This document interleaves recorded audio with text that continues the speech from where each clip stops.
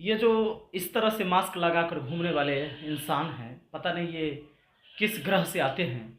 समझ में नहीं आता है कि कोरोना जो है आपके दाढ़ी में मास्क लगाने से नहीं होगा, कि नाक ढका नहीं, केवल मुंह ढक लिया। अरे पगला, नाक से भी तुम सांस लेते हो, वहाँ से भी कोरोना वायरस जा सकती है आपके अंदर। तो ये समझ में नहीं, यही लोग ऐसे होते हैं जो बाइक के बम्पर में हेलमेट लगाकर घूमते हैं और हाथ में हेलमेट लगाकर तब बाइक को ड्राइव करते हैं। ये वैसे ही लोग हैं। तो आपको अगर ये पता नहीं है कि कोरोना आपके साथ क्या कर सकता है, और अगर कोरोना आपको हो गया तो फिर क्या होगा आपके साथ, तो एम्स का नाम सुने हैं क्या? और ख़ासकर मैं अभी पटना एम्स के बारे में आपको जानकारी दे दूं। एक वीडियो वायरल हो रहा था अभी, जिस वीडियो में एक इंसान है जो डेथ कर जाते हैं और कोरोना की वजह से उनकी बेटी ने वीडियो बनाया, वो वायरल हो रहा है वो वीडियो। और एम्स का जो है पोल खोल के रख दिया है उस वीडियो में।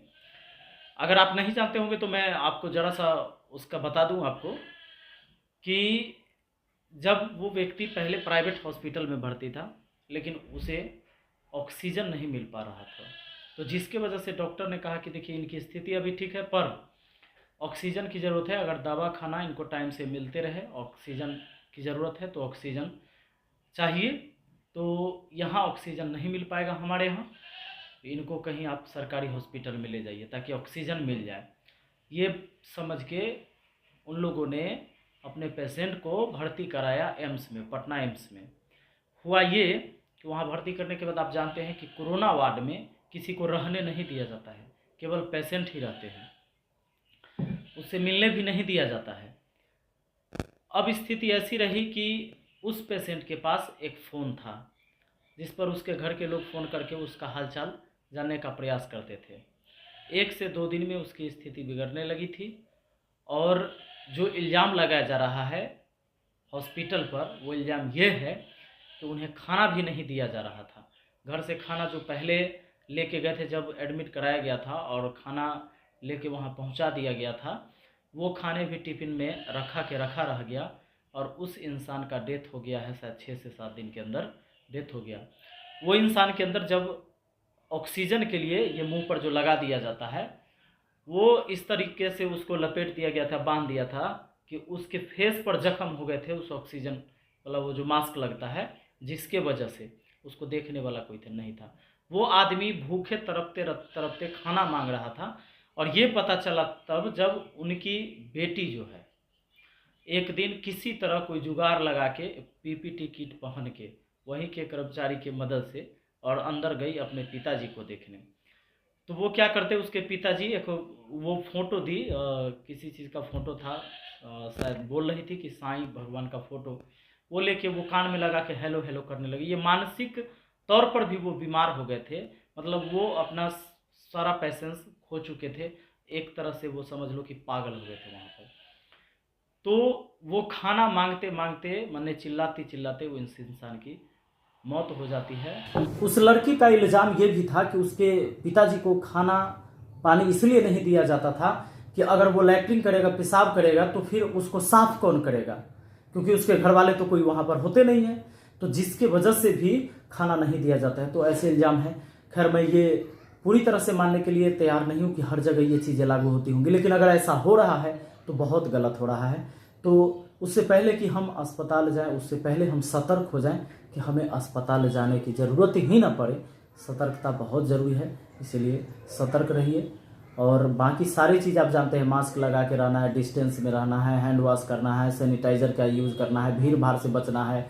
अभी बाराती छोड़ दो ज़रा सा, तो ये सबको पता है, फिर भी मैं रिपीट कर दे रहा हूँ, क्योंकि देखो आप हो तभी आपके लिए ये पूरी दुनिया है, बाकी सब कुछ खत्म हो जाएगा। आपके ख़त्म होते ही आपके लिए कुछ न बचेगा, इसलिए थोड़ा सा जागरूक होने की ज़रूरत है। वरना आप जान रहे हैं कि हमारे यहाँ का जो हेल्थ सिस्टम है किस तरीके से काम कर रहा है, बहुत पछताना पड़ जाएगा, बहुत महंगा पड़ जाएगा, इसलिए थोड़ा सा सावधानी बहुत ज़रूरी है। और अभी फ़िलहाल फीवर जो है सब लोग को, मतलब मुझे लगता है कि 80% लोगों को फीवर कुछ ना कुछ हो रहा है, हल्का हल्का फीवर, किसी को शरीर में थकान जैसा महसूस होना, किसी को थोड़ा सा छींक आना, बराबर खांसी आना। तो ये मैंने गौर किया है आसपास सारे जितने भी लोगों से मैंने मिला है इधर उधर, तो मैंने महसूस किया, फ़ोन पर भी बातें होती है तो मतलब सबके अंदर क्या होता है, थोड़ा बहुत फीवर, घर में अगर 5-6 सदस्य हैं तो उसमें 3-4 के साथ ऐसा ज़रूर होगा कि थोड़ा ना थोड़ा फीवर सबके साथ है। तो ये पता नहीं मौसम भी इस तरीके से चल रहा है, तो इसमें हमें क्या करना है, अपने आप को थोड़ा सा मजबूत बनाना है।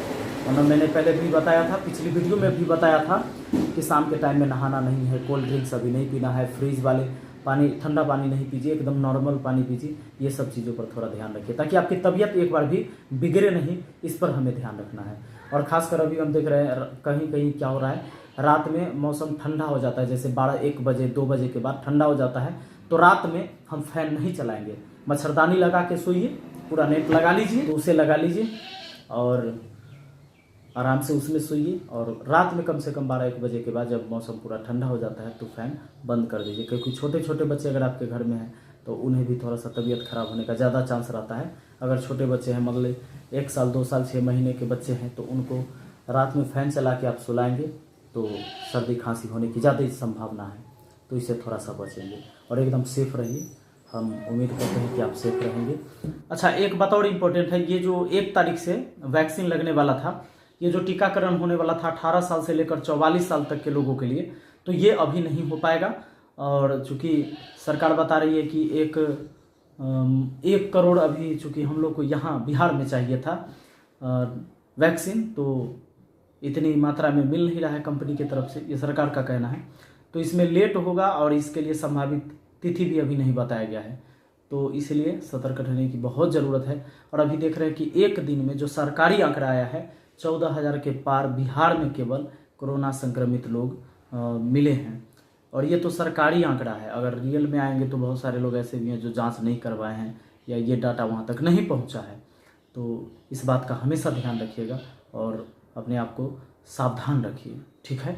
बहुत ज़्यादा घबराने की ज़रूरत नहीं है, बस अपने तरीके से मजबूत रहना है, अपने तरफ से मजबूत रहना है, तो कोई कुछ नहीं बिगाड़ सकता आपका। हॉस्पिटल की क्या स्थिति फ़िलहाल है, और ख़ास के हमारे बिहार में तो कोई व्यवस्था ही नहीं है। एम्स का वही हाल है, NMCH का वही हाल है, IGMS का वही हाल है, PMCH का वही हाल है। इसलिए सतर्क रहिए, समझदार बनिए। कोरोना से समझदारी से ही निपटा जा सकता है। मैं अभी इस रूम में हूँ जहाँ मैं वीडियो बना रहा हूँ, मैं अकेला हूँ, सिर्फ अकेला हूँ, वरना हम भी मास्क लगा के ही रहते हैं। अगर किसी भी 2 व्यक्ति से बात करना हो, कोई भी आ गए, तो आपको मास्क लगाना है, डिस्टेंस से बैठ के ही, दूर से ही बात कर लीजिए। और इससे कुछ बिगड़ने वाला नहीं है, ऐसा नहीं कि आपके रिश्ते में कोई दरार आ जाएगी, तो ये चीज़ें कर लीजिए और बहुत ज़रूरी है। और नहीं तो भैया पछताना पड़ेगा। आप देख रहे हैं क्या स्थिति आ चुकी है, लोग मतलब समझ में नहीं आ रहा है कि लोग क्या कर रहे हैं। मास्क लगा के जाते हैं, लेकिन वो एक ही मास्क को इतने दिन से लगा रहा है, इतने दिन से लगा रहा है, जिसका कोई हिसाब नहीं। पता नहीं उसको धोता भी है कुछ लोग कि नहीं धोता है। कम से कम कपड़े के साथ धो धो के पहनो, लेकिन बहुत सारे लोग तो ऐसे भी नहीं करते हैं। और कुछ लोग तो क्या करते हैं ना, एक ही मास्क से 2-4 आदमी पहन रहा है किसी घर में।